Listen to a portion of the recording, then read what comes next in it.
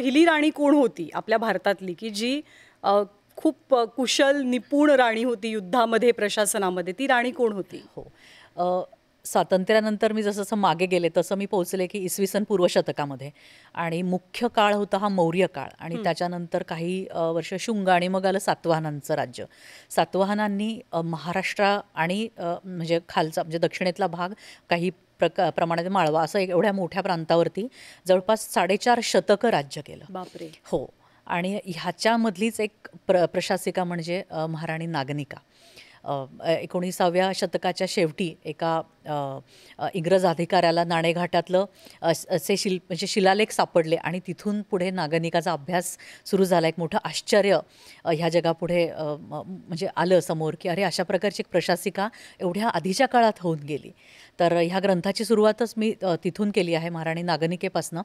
तर ज्ञात इतिहासातली आणि जिचे प्रत्यक्ष पुरावे आहेत, म्हणजे आपल्याला तिची नाणी, तिचे शिलालेख आणि तिचा संपूर्ण इतिहासातले तिचे संदर्भ स्पष्टपणे आपल्या हातात आहेत, अशी ज्ञात इतिहासातली महाराणी नागनिका.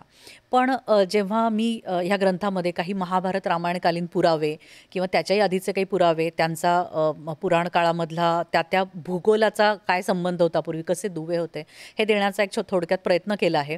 त्यामध्ये मला असं जाणवलं की म्हणजे भारतामध्ये प्रशासिका होणं हे महाभारत काळात सुद्धा दिसून येतं. तर जेव्हा कुरुक्षेत्र प्रत्यक्ष लढलं गेलं, काश्मीरमध्ये ह्याचा उगम आपल्याला दिसतो. म्हणजे आपल्याला थेट हा इतिहास काश्मीरमध्ये घेऊन जातो, की काश्मीरमध्ये जरासंधाचं नाव आपण सगळ्यांनी ऐकलेलं आहे. तर जरासंधाचा एक नातेवाईक म्हणजे गोनंद हा त्याच्या सांगण्यावरनं श्रीकृष्णाविरुद्ध लढण्यासाठी म्हणून कुरुक्षेत्रावरती गेला आणि तो तिथे धारातीर्थी पडला. नंतर त्याचा पुत्र दामोदर हा देखील मारला गेला. तर दामोदराची पत्नी यशोवती ही या म्हणजे महाभारताच्या लढाईच्या वेळेस ती गरोदर होती.